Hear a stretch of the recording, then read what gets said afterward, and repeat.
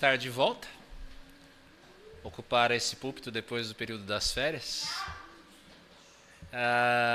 E antes de nós entrarmos na primeira série de mensagens desse ano, a primeira série mais extensiva desse ano, eu escolhi que eu e Paulo trouxéssemos duas mensagens avulsas, falando a respeito, na verdade, de um mesmo tema. Nós vamos trabalhar dois textos aqui, dois versículos que são sequência um do outro, na seção das exortações práticas em Romanos. Por isso eu peço que você abra no primeiro versículo que nós vamos ver, que é Romanos 12, verso 10. Nós vamos meditar apenas nesse versículo hoje, Romanos, carta de Paulo aos Romanos, capítulo 12, verso 10.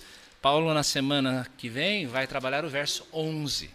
Tá? Nós vamos falar de amor nessas duas semanas. Eu vou falar hoje a respeito do nosso amor uns pelos outros. Paulo vai falar do nosso amor, do nosso zelo por Deus, na semana que vem. A Romanos 12, verso 10. Amem uns aos outros com amor fraternal. Quanto à honra, deem sempre preferência aos outros. Leamos juntos, mais uma vez, esse texto. Amem uns aos outros com amor fraternal.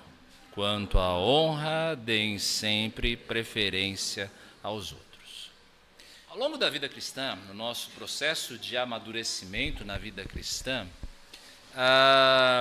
todo crente, e toda igreja, porque igrejas também amadurecem, faz parte desse processo de amadurecimento, de crescimento, o descobrimento de verdades óbvias da palavra.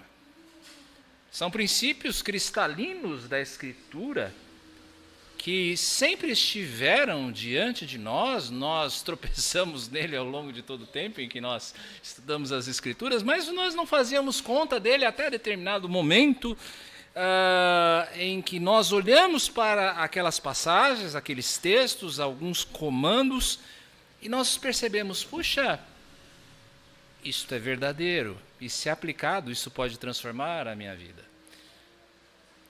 E nós não havíamos atentado nessas coisas e não aplicado essas coisas para o nosso próprio prejuízo, porque elas foram escritas para o nosso proveito.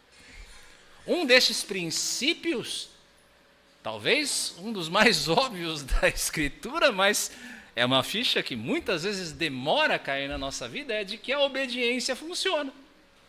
Obedecer a Deus não é apenas uma coisa que agrada a Deus, mas é algo que realmente funciona para as nossas vidas. Provoca diferença, faz transformação nas nossas vidas. Talvez nós não vejamos os frutos da obediência de maneira imediata, mas no médio, no longo prazo, na longa carreira, da vida cristã, a obediência nos transforma e ela nos habilita a nós, a mim e a você experimentarmos todo o poder da palavra liberado para nós. Ao contrário, entretanto, também é verdadeiro. Se nós escolhemos desobedecer, nós também iremos colher os frutos. Um exemplo é o que nós temos experimentado num contexto mais geral do que significa nós sermos igreja. Porque para muitos e muitos de nós, infelizmente, tomar parte numa igreja não parece fazer muito sentido. Quando alguém se declara um desigrejado ou alguém que não precisa da igreja, quando alguém conta para mim as suas mágoas ou decepções quanto à igreja, quando alguém comenta do seu desânimo de tomar parte na comunhão da igreja, acreditem, eu entendo. Eu realmente entendo. Nós lemos sobre como a igreja de Cristo é algo maravilhoso à luz das Escrituras. É claro que a igreja é algo maravilhoso. Ela não é ideia de homens, ela não é ideia dos apóstolos. A igreja é uma ideia de Deus. E se você faz parte dela de um modo se você, não faz parte da igreja, ou então você não faz parte da igreja de modo comprometido, acredite, você está em desacordo com o Senhor. Por outro lado, Deus deseja que eu e você experimentemos na igreja toda a alegria, toda a vida, toda a bênção que é derramada na união dos irmãos. Em parte, nós não experimentamos tudo isso, toda esta bênção, porque nós tornamos em alguma coisa opcional o que é mandamento. E é mandamento dado para o nosso bem. Nós fomos instruídos, meus irmãos, a amarmos uns aos outros. Mas nós continuamos a viver a vida e viver o que é igreja segundo as nossas próprias agendas individualistas. O nosso modo de ver o mundo, o nosso modo de ver o outro. O texto de hoje, esse versículo que nós lemos aqui, Romanos 12:10, pode ajudar você e a nós como igreja, e eu falo aqui como Antioquia, como esta pequena congregação do Senhor, neste bairro de Santana, a recuperarmos, se nós estivermos dispostos a atender ao chamado desse texto, a recuperarmos a vivacidade da comunhão. Se eu e você compreendermos que amar não é algo opcional. O amor não é uma opção. Amar não é algo opcional. Quero hoje pensar com você o amor como um mandamento, por que é que nós necessitamos desse mandamento e como eu e você podemos cumpri-lo de fato. Vejamos primeiro que amar é um mandamento. A ideia do amor como um mandamento não é algo novo.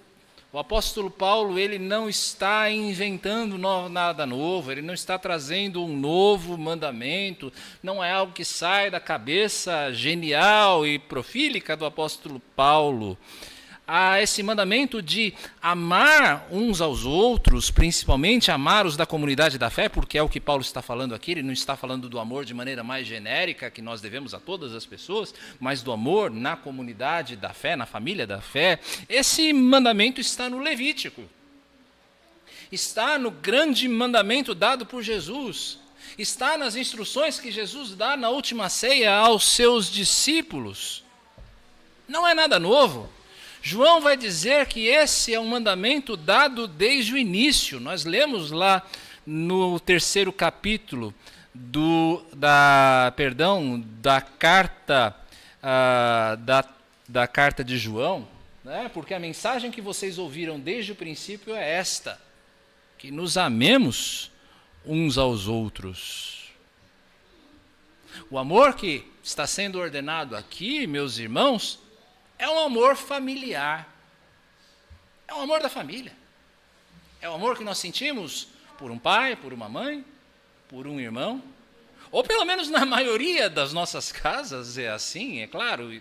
Podem existir questões diferentes aí, mas o comum da vida é que você sinta este grau de afeição e de comprometimento com as pessoas que vivem com você.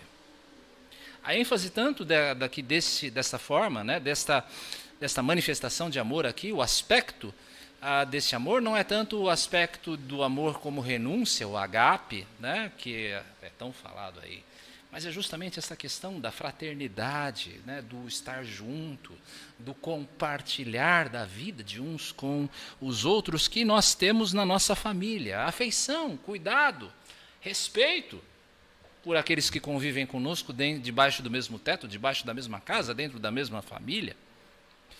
Faz todo sentido para nós pensarmos nesse texto à luz da igreja, se nós considerarmos todos e cada um de nós que partilhamos da mesma fé como família de Deus. É assim que a Bíblia nos trata. Nós somos uma só família, uma comunidade de irmãos,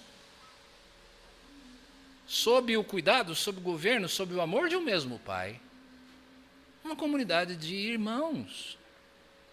Este é um amor contínuo, como é dito lá na carta aos Hebreus.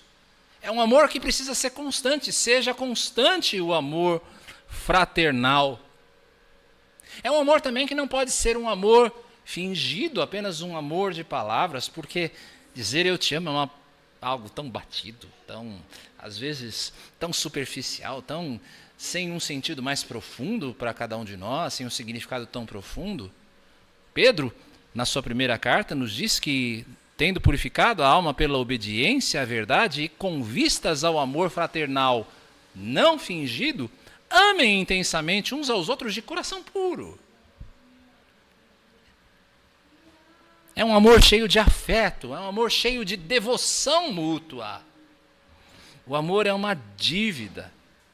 O amor é uma dívida. Paulo vai dizer que nós não devemos, lá na carta, no capítulo 13 de Romanos, que nós não devemos ficar devendo nada a ninguém, exceto o amor de uns para com os outros.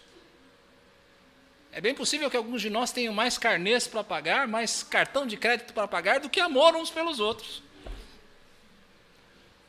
O amor é uma dívida, a única dívida que realmente vale a pena e que nos torna, ao mesmo tempo, devedores e credores uns dos outros. Nós somos, ao mesmo tempo, devedores e credores uns dos outros dentro da família de Deus, que é a igreja. Esse, meus amados irmãos, é um amor que abre portas. O amor que é ordenado aqui é o amor que abre a porta da casa. Alguns de nós têm muita dificuldade com isso, de abrir a porta da casa, de manifestar aquilo que a Bíblia chama de hospitalidade. Certas portas certamente não se abrem, e eu falo isso sobre a experiência pastoral. Eu me lembro quando eu assumi, por exemplo, a congregação do Imirim, que depois que veio dar origem a esta congregação, que é a congregação da Antioquia, que alguns, num processo natural, alguns irmãos se foram junto com o pastor que nos deixou, que foi o reverendo Adi, hoje pastor auxiliar da igreja presbiteriana Betel. E eu lembro de um deles que eu tentei contato 1, 2, 3 vezes, até eu e o presbítero Luiz tentamos entrar em contato com ele, lembra, seu Luiz? Tentamos entrar em contato com ele, mas de maneira alguma ele queria nos receber. Isso não é o amor que é ordenado aqui. O amor abre a porta da casa. O amor abre a porta da conta bancária. Algumas vezes nós somos obrigados a dizer não para os nossos desejos, para aquilo que nós estamos projetando, porque aparece não apenas o dever, mas a oportunidade de abençoarmos um irmão que se encontra em dificuldade. Às vezes você está guardando aquele dinheirinho, pensando numa viagem que você vai fazer no fim do ano, ou talvez no carro que você precisa consertar, e alguém bate na tua porta dizendo: meu querido irmão, eu estou precisando da sua ajuda. Esse amor é o amor que abre a conta bancária. É o amor que abre a agenda. Para alguns é muito mais fácil abrir a conta bancária do que abrir a agenda. Achar aquele pequeno espaço de tempo em que você vai abençoar a vida do outro, você vai chamar o outro para tomar um café, ou você vai até a casa do outro, ou você vai dar um telefonema. Eu ouvi essa reclamação algumas vezes nos últimos tempos, a partir de vocês mesmos, em que de repente você escreve uma mensagem lá no grupo da Antioquia e ninguém responde. Ninguém responde. E essa é uma reclamação justa, porque nós temos muita dificuldade de amar as pessoas com o nosso tempo. Esse amor é amor que abre a porta do coração. E eu não quero dizer isso de uma maneira piegas, não. É abrir, de fato, a porta do coração, para receber, para acolher o outro. Porque Paulo vai dizer no capítulo 13 de Coríntios que se não houver amor, não adianta você dar a sua vida pelos pobres, não adianta você ir oferecer o seu corpo para ser queimado, e tudo vai ser inútil se o coração não estiver aberto. Eu tenho um relato aqui, para ilustrar isso. É um relato que vem de Tertuliano, dizendo como os crentes do segundo século, porque Tertuliano é um dos pais da igreja do segundo século, eles tratavam uns aos outros em um tempo de extrema dificuldade. Tertuliano diz o seguinte: nós temos uma caixa no local onde eles se reuniam, porque não existia ainda aquilo que nós conhecemos como igreja, o prédio, né? E nem podia haver, porque esse era um tempo de perseguição romana. Talvez um dos tempos mais difíceis, se eu me lembro bem da época de Tertuliano, que era a época do imperador Marco Aurélio, um tempo de perseguição duríssima da igreja. Tertuliano, ele escreve: nós temos uma caixa na qual cada um deposita o que quer e o que pode para sustentar os necessitados da igreja. Pobres, viúvas, os órfãos, os idosos confinados em casa, os naufragados e os prisioneiros da fé. Eles colocaram em prática o grande mandamento do Senhor. E olha o detalhe: de modo que aqueles que os viam comportando-se assim diziam: vejam como eles se amam. Era um testemunho não apenas para os de dentro, mas para os de fora esse amor. Nós exercemos esse amor, diz Paulo no nosso texto de hoje, dando preferência uns aos outros. É você ter uma disposição em relação ao outro que considere o outro mais merecedor de dignidade, mais merecedor de estima do que você mesmo. Isto é dar honra ao outro, dar preferência em honra. O verbo dar preferência, no grego, possui um sentido que nos escapa em português, de exercer a liderança em honrar. É como se Paulo estivesse dizendo: olha, você precisa ser campeão em colocar-se abaixo dos outros. Você precisa ser o primeiro em ser o último.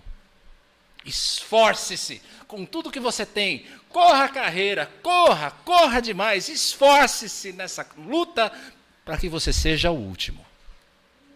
É o que Paulo quer dizer aqui em dar preferência uns aos outros.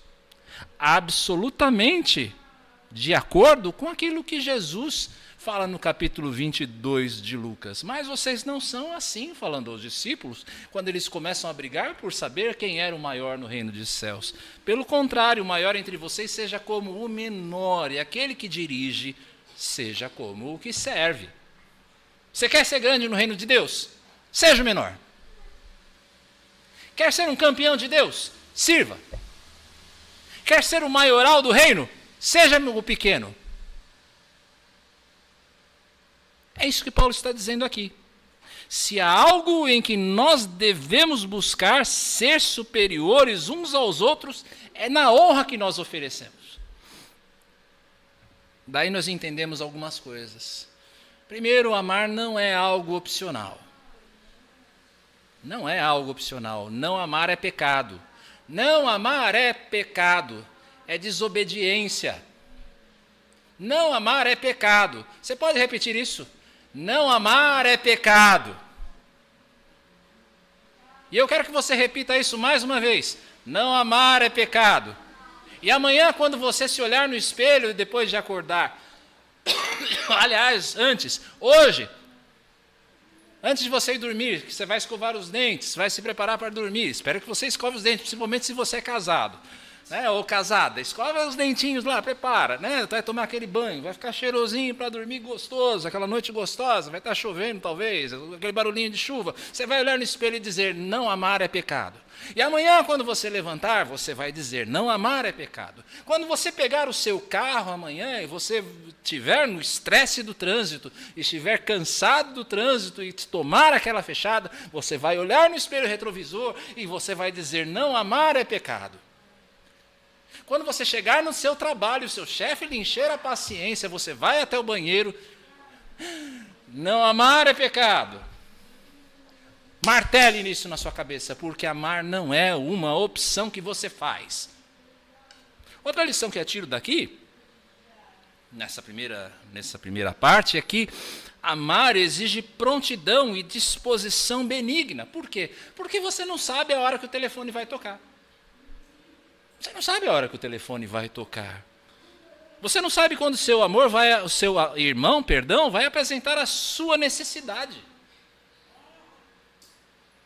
Você não sabe quando aquela pessoa que te magoou, que te feriu, vai chegar para você dizendo: olha, me perdoe, por favor, eu pisei na bola. A disposição precisa ser benigna. Amar é deixar a nossa agenda de lado para seguir a de Deus. De certa forma, é algo que você é treinado quando você tem filhos, né? Quem tem filhos pequenos aqui sabe disso. Às vezes você planeja todo o teu dia, você faz a tua agenda direitinho e... Eu experimentei isso nas férias. Tínhamos programado uma série de passeios. Quando chegamos em Praia Grande, no segundo dia, uma virose acomete a família inteira. Tchau, acabou o plano, acabou a agenda.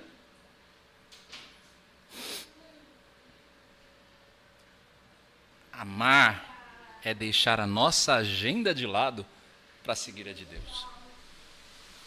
Se você quer realmente obedecer esse mandamento, esteja preparado para abrir mão dos seus planos. Esteja preparado para dizer não a si mesmo. Algumas vezes você vai precisar fazer isso. O terceiro princípio que a gente extrai aqui é que aprender a amar deve ser o grande alvo ético do cristão. Se existe alguma coisa que vale o seu investimento, é o amor. Você já pensou se toda a igreja tomar consciência disso? Se toda a Antioquia tomar consciência disso? Se nós aprendermos que amar é um negócio que nós devemos investir aqui, tudo bem, eu quero que cada um de vocês que serve nesta casa também se desenvolva nos seus talentos. Quero que Mateus seja um tecladista cada vez melhor, um conselheiro cada vez melhor, principalmente um conselheiro cada vez melhor. Ele não serve muito bem no teclado, mas como conselheiro, venhamos e convenhamos, está crescendo muito, está voando baixo, graças a Deus. Quero que Camila cante cada vez melhor, é óbvio que sim. Mas eu quero muito mais que Camila, que Mateus aprendam a amar. Ela pode até cantar mal. Mas se na hora que a Virna estiver num aperto, ela tiver um ombro para chorar da Camila, o que importa que ela desafine 2 ou 3 vezes? Parece ser algo tão óbvio, não é? Parece ser tão óbvio isso, quando a gente pensa na Escritura, mas... se é tão óbvio, qual é a necessidade do mandamento? Qual é a necessidade do mandamento? Por que o mandamento é necessário de amar se é algo tão óbvio?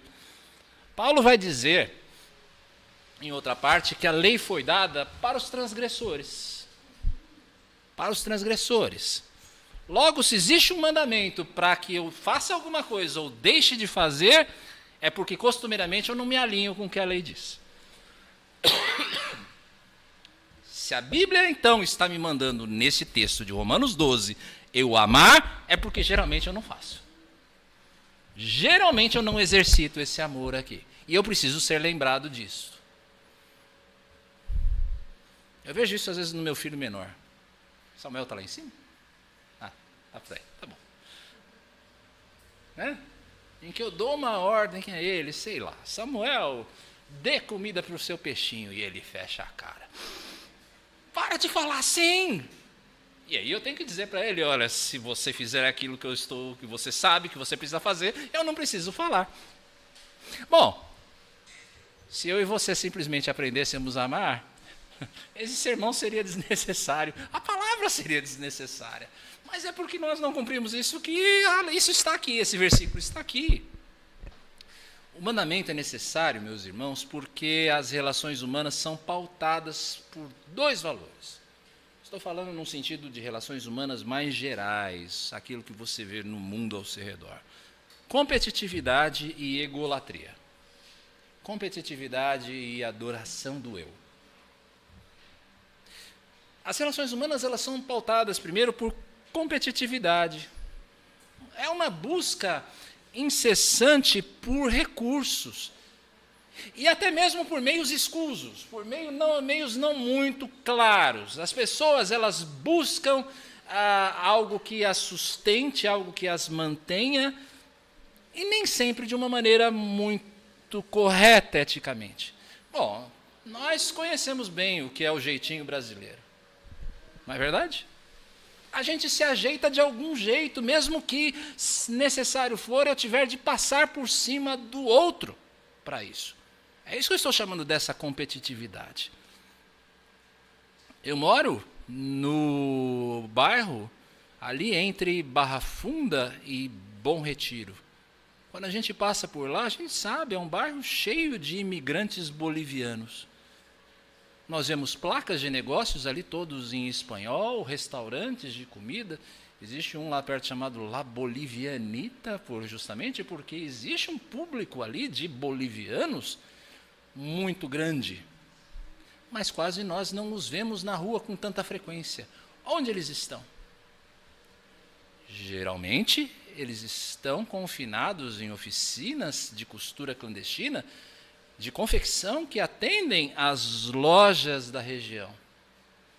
Por que é que isso acontece? Porque existe alguém que está ganhando em cima deles. E é desta competitividade que eu estou falando, e a competitividade mata o amor. Um outro aspecto que caracteriza as relações humanas, e é por isso que o mandamento é necessário, é a egolatria. É o eu no centro, é o eu em evidência, é o desejo de suplantar o outro nos corações das pessoas. É uma forma vaidosa de pensar a respeito de si mesmo. É aquela coisa de nós não admitirmos para nós mesmos o segundo lugar. Pode ser aqui o ciúme do irmão mais novo. Quando chega o filho mais novo dentro de casa, né?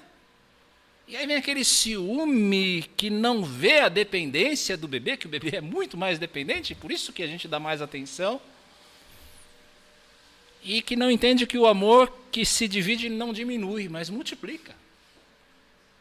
Os filhos mais velhos, os primogênitos, às vezes têm essa dificuldade quando chega um outro bebê na casa.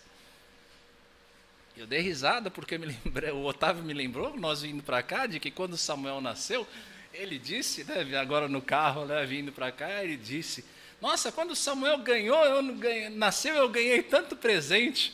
E aí eu dei risada dentro de mim mesmo, falando, por que será? É justamente por isso, porque existe um grande risco daquela criança em ver o irmão como um competidor, né, que ele já não tem mais o primeiro lugar agora, o único lugar no coração dos pais. Graças a Deus a gente nunca teve esse problema com o Otávio, né? Mas a gente vê isso com crianças, a gente vê às vezes isso até de maneira trágica, né? De um irmão mais velho matando o bebê no berço.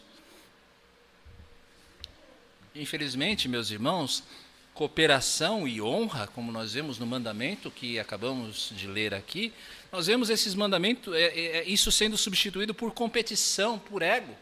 Nós vemos isso na Bíblia, Caim e Abel. Nós vemos isso com Arão e Miriam, quando eles disputaram a liderança do povo de Israel com Moisés, dizendo, será que Deus fala apenas por Moisés? Ele fala também por nós. A gente vê esses valores na Escritura. Nós vemos isso com Absalão, quando ele toma o reino do seu pai, Davi. Nós vemos isso na família. Quantas vezes nós não vemos casais que disputam o orçamento familiar? Ou então disputam as tarefas? Ou então disputam o amor dos filhos?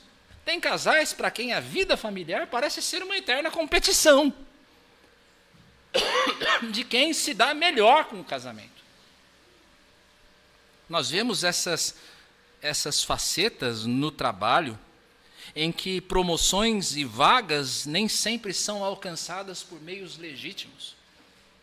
Marcela, minha esposa, lembrava agora, durante a nossa viagem, de uma ocasião bastante triste nesse sentido, quando ela disputava uma vaga numa empresa de tecnologia bastante reconhecida, e ela passou por toda a etapa do processo de seleção com sucesso, de tal maneira que o pessoal do RH que estava cuidando do processo disse, olha, está tudo certo, você pode esperar, nós vamos ligar para você apenas para fechar o negócio. Passam-se um dia, 2, 3, e ela já estranhando o silêncio, ela liga para a empresa e a pessoa do RH diz, olha, espera um pouco que eu ligo para você.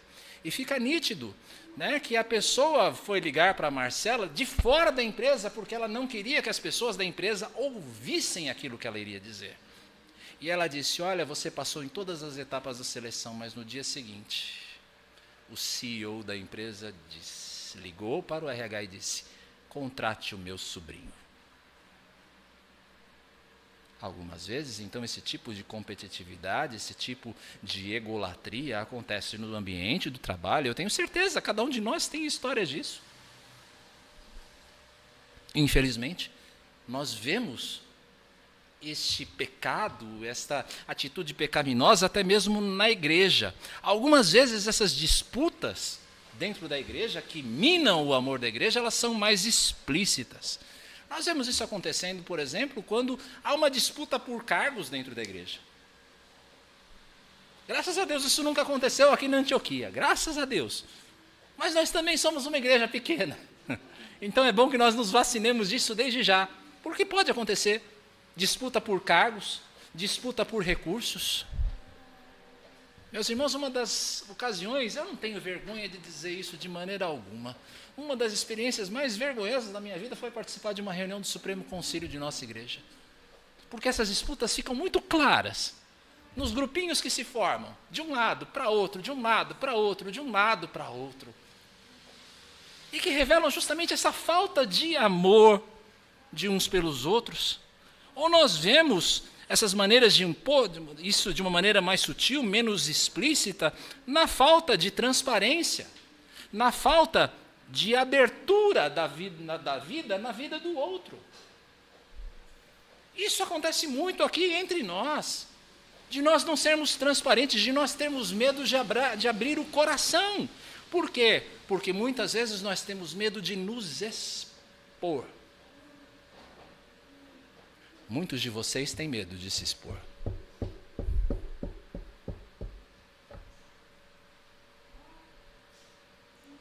Um exemplo disso é uma descrição que o ex-presidente do Supremo Concílio da IPB, reverendo Boanerges Ribeiro, no seu livro, em que ele descreve a cisão, a separação da IPB e IPI no ano de 1903, um processo traumático dentro da história da nossa igreja, quando aconteceu a separação entre Igreja Presbiteriana do Brasil e Igreja Presbiteriana Independente. Ele escreveu o seguinte: a crise que golpeou a reforma presbiteriana na sociedade imperial e nos primeiros lustros republicanos não se precipitou pela relação clerical, nem por restrições governamentais. A crise nasceu no próprio seio da igreja presbiteriana. As insatisfações se acentuaram em repetidos atritos e confrontos sem solução e se propagaram a pequenos e grandes até ao ponto de não retorno e a ruptura. Ou seja, sabe por que a IPB se dividiu? E por que aquele movimento que vinha com força de crescimento do evangelho no Brasil, ele foi freado ali por essa cisão? Não foi por causa de problemas de fora, não foi por causa da perseguição da Igreja Católica, não foi por uma perseguição governamental, foi por problemas de dentro da própria igreja, em que as pessoas não conseguiam mais abrir mão dos seus direitos para honrar o dos outros. Uma casa dividida não pode subsistir, Jesus disse.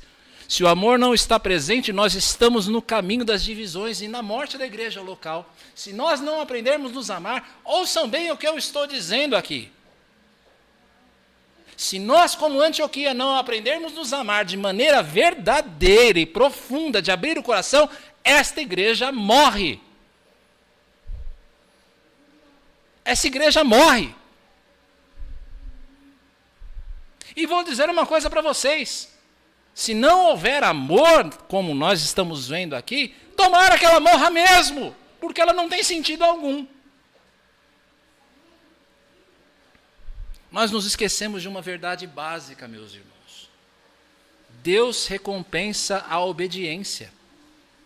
Paulo diz no versículo 10 desse mesmo capítulo, mas haverá glória, honra, perdão, no capítulo 2, mas haverá glória, honra e paz a todo aquele que pratica o bem, ao judeu primeiro e também ao grego. O que é que Paulo está dizendo aqui? E que pode ser aplicado ao nosso texto. Deus honra a quem o honra, por honrar mais ao seu irmão do que a si mesmo. Do que a si mesmo. Lembra-se de uma mulher chamada Dorcas, no relato do livro de Atos? Ela era uma mulher simples, mas que dedicava sua vida a costurar roupas para os pobres. ela adoeceu e ela morreu, e a igreja inteira pranteou por ela e chorou por ela, e foi até o apóstolo Pedro e disse: olha, Dorcas morreu. Você lembra o que aconteceu? Pedro foi lá, orou, e Dorcas se levantou. Deus honra a quem o honra em honrar mais o seu irmão do que a si mesmo. Mas por essa descrição aqui, e olhando quem nós somos dentro dessa sociedade, dentro deste mundo, nós entendemos o quanto é difícil cumprir esse mandamento. É difícil amar desse jeito. Como é fácil a gente ceder à tentação do caminho mais fácil, de cedermos à competição, de cedermos à egolatria, de cedermos ao nosso próprio conforto. Quando a gente decide amar desse jeito, nós estamos nadando contra a corrente desta cultura em que nós vivemos. Por isso é importante nós pensarmos, nesse último momento desta mensagem, como eu posso cumprir o mandamento. Como eu posso cumprir o mandamento? Como é que eu sou capacitado a amar? Como é que eu sou capacitado a romper com o padrão desse mundo competitivo, com o padrão desse mundo egocêntrico? Como é que eu posso fazer isso, afinal de contas? E a resposta é: tomando consciência de como Cristo amou, e que sem esse amor nós jamais conseguiríamos entender esse amor em toda a sua magnitude. Repito, tome consciência de como Cristo amou, e que sem esse amor você jamais vai conseguir compreender em toda a sua magnitude o que é esse amor que Paulo está falando aqui. João vai dizer na sua primeira carta, capítulo 4, nós amamos, porque ele amou primeiro. Eu só posso amar quando eu entendo que ele me amou primeiro. O amor de Cristo é o ponto de partida do nosso. Meus irmãos, a sessão que se inicia aqui no capítulo 12, vai até o fim da carta de Paulo aos Romanos, é a aplicação prática da obra da redenção. Do capítulo 1 de Romanos até o capítulo 11, Paulo ele expõe toda a obra de redenção de Cristo. Ele mostra para a gente como nós fomos libertos do pecado por meio da cruz de Jesus Cristo para a novidade de vida. Quando chega no capítulo 12, ele começa a aplicar isso.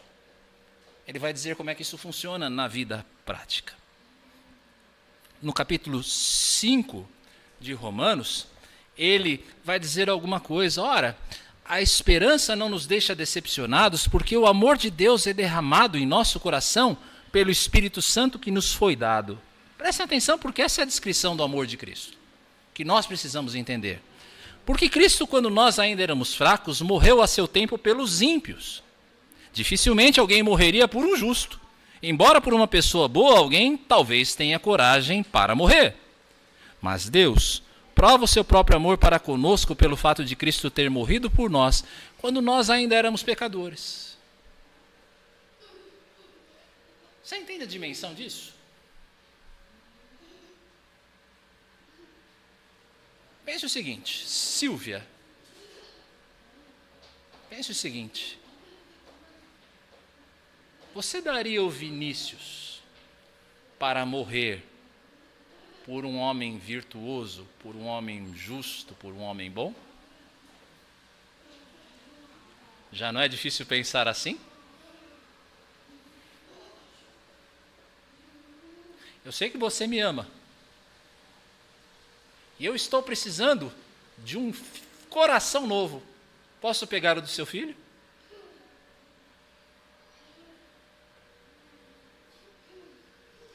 Vamos aumentar um pouco a barra. Baixar um pouco mais a barra. Fazer isso um pouco mais difícil?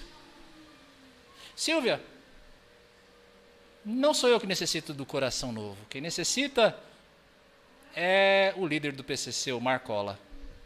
Homem violento, mau, frio e impiedoso. Que tal? Meus irmãos, Cristo deu o seu Filho por nós quando nós ainda éramos os seus inimigos, quando nós ainda éramos os seus adversários. Esse é o amor de Deus. Ele deu o seu Filho, o seu único Filho por nós. Essa é a dimensão do amor de Deus. O amor de Deus revelado na sua disposição de humilhar-se para salvar a quem o odiava e a quem ele tinha todo o direito de odiar. Deus tinha todo o direito de nos odiar. Cristo nos amou fraternalmente, como o mandamento diz. Ele se esvaziou da sua glória, fazendo-se como um de nós.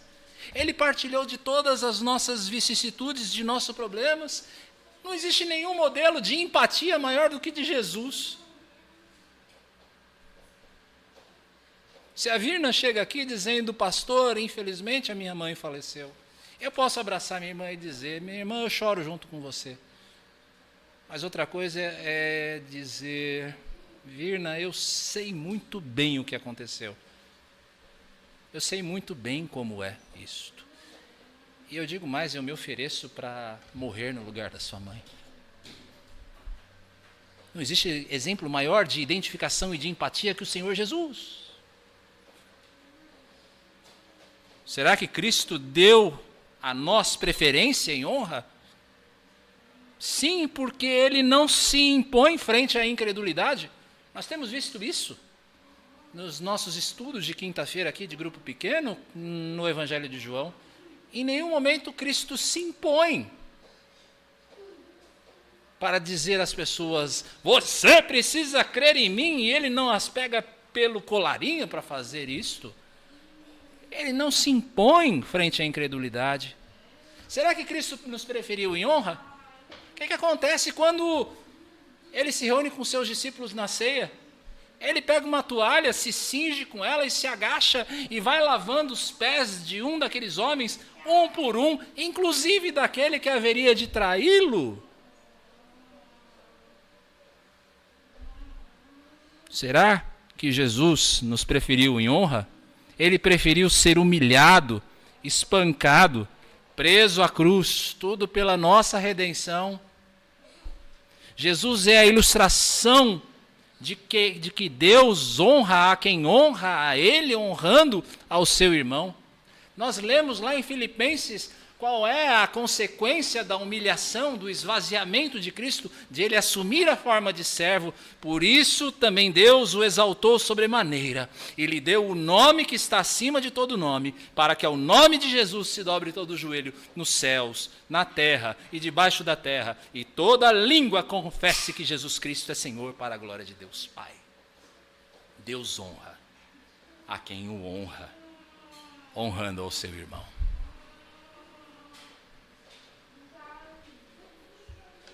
Concluo. A questão que se coloca nesse versículo 12 de Romanos, no capítulo 12, verso 10, é se nós compreendermos que obedecer a este mandamento vale a pena. Será que você entendeu que este mandamento vale a pena? Será que você entende o poder dele? Como ele vai transformar essa igreja? Porque nós não obedecemos a esse mandamento, a igreja se torna um empreendimento carente de sentido. Nós não oferecemos qualquer alternativa ao mundo. Nós permitimos que as nossas agendas se transformem em muros de separação.